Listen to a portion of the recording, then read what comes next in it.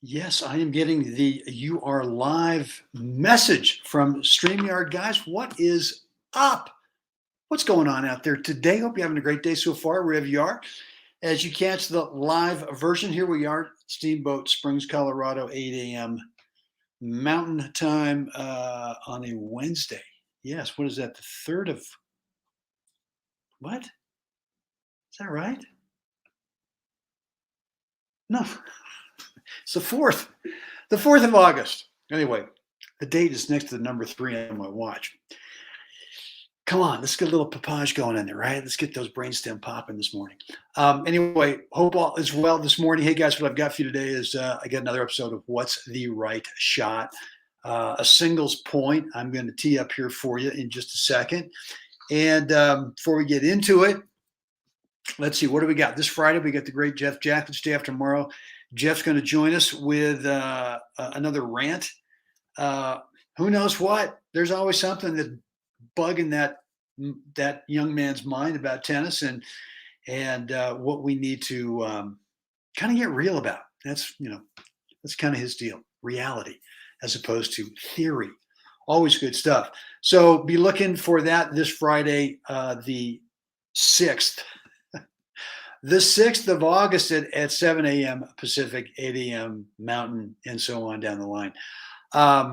And then, look, unveiled a brand new Web Tennis Gear T-shirt last night. You may have seen it in your email. Look, if you love 7 Around 7 and you want to show that love and support, an easy way, a fun way to do it, go on over to webtennisgear.com, GEAR.com, and pick up the latest T-shirt over there. It's a 7 Around 7. I'm not going to call it a logo, but I'll show you what it looks like at the end of today's What's the Right Shot episode. But anyway, look, when you do that, my appreciation for you doing that is I'm going to give you one of my 9 stroke technique courses. You get to choose whatever one you think is best suited for your game at this moment in time. Usually $97 for one of those courses, but you can get it at no cost as a gift from me. Again, my way of saying, hey, thanks for picking up a T-shirt or more, right? So hold on. Let's get through What's the Right Shot, and then I'll send you on over there. That link, by the way, is down below in the description area. All right, guys, so what's the right shot? And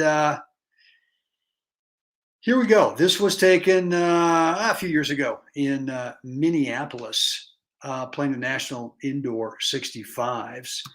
And against the great Mike Lemens from Denver, who, by the way, mytennistools.com, this bro right here, Mike Lemens, is the inventor of the Quick Mount 1, which is the camera mount you put up on the back fence to put your GoPro or your phone, whatever it is, so that as he's doing right here, recording the match, and this is really, it's a telescoping thing that actually, Mike, you got to be loving this, right? An unannounced plug for mytennistools.com.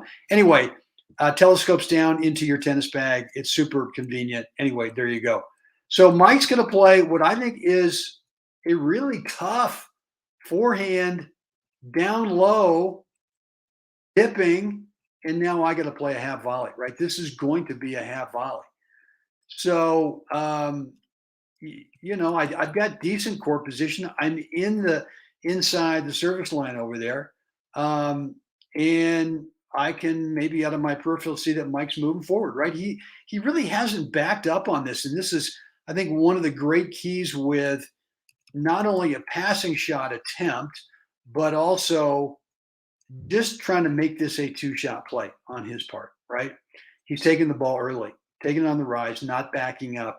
Because I'll tell you this, if he backs up, I'm automatically thinking on my approach shot, if he backs up and lets the ball get up, I'm looking instantly for whatever he gives me is to be a drop volley, automatically, right? But he doesn't do that. So anyway, takes it on the rise, picks it up, and starts to move back. And look, let's pause it right here. This is going to be a half volley, right? Ball's going to bounce, not going to be a volley. If you are me, what shot are you going to play? let me know. Let me know in the comments area down below. And let me see if I've got any comments going. I don't think so. No, that's fine. All right. Well, we can do it later. Well, look, my feeling here is that if I try to shove it deep, I got some geometry that I got to work with here, right? I'm like I said before, I'm inside the service line. So the net, even the lowest part of the net is looming right there in front of me, right? So that's not great geometry, which means that if I'm going to go deep with this thing, man, and I've got no time to really let it get up. It's going to be a half volley, right? I got no time to let the geometry get up higher with the ball bouncing. So what's the play? Well, for me, the play is a little half volley pickup dropper, just trying to just goose it over there. And look, I'm assuming he's going to get to it. So it's okay. I feel like when he gets to it, if he gets to it, unless he hits a great shot up the line or unless he hits a great shot cross court, I'm in good shape, right? And he can't, he just cannot quite get to it. So let's talk about one thing technique-wise on this shot. Is on the half volley, and I think you've seen this in other doubles points from me, is that the big mistake players make, I think, in the half volley is they prep their racket head above their hand, right? And the half volley is, right, you're picking the ball right up off the bounce. And if you prep above the bounce, well, now when you want to make contact, now you've got to come down into the ball, and that's a slice, right? For the half volley, it's just not great technique, because what happens is you end up popping it up. Typically what happens is you end up popping it up. As opposed to this, which is just simply prep the racket behind where you think contact's going to be and just kind of wait there, right? And I just feel like it's more just like I'm going to wait and just kind of absorb, right? I'm not going to really stroke it. In this case, I think the timing for me was a little tough, and I just kind of tried to get off it. But again, it was the same thing in terms of let's just prep behind it, let it get into the string bed on its own. I don't, unless I'm going to maybe shove it forward. But Mike doesn't know this is happening. Mike doesn't know that my shot choice is going to be a half volley because of my prep. I mean, from here, what could we do? I mean, could we kind of pick it up and roll it in here? Probably. Could we play it back deep in the corner? Probably. Could we shove it here? Yeah. Or could we anticipate that he's going to move forward and shove it right back at him? Of course. So he's not 100% sure what's coming, right? And so there you have it. Let me take this back and just play it in real time. And then we don't need to start all the way here. Here we go. Okay. Here it is, real time. Slice approach in, pick up little half volley, and there you have it. So, guys, want to hear from you today. What's on your mind with this episode of What's the Right Shot?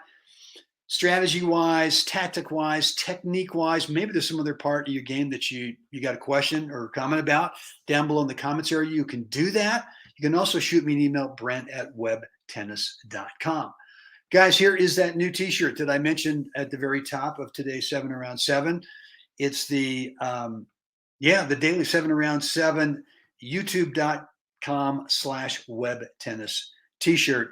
And look, if you love what we do every day here in the mornings, typically around 7 a.m. Pacific, it's never really been about 7 minutes, I don't think. Typically that was the intent. But anyway, 7 Around 7, if you love it and you want to show your love and support, one way to do that, a fun way to do that, pick up this t-shirt or more. There's actually a couple different colors, and you can do that over at webtennisgear.com.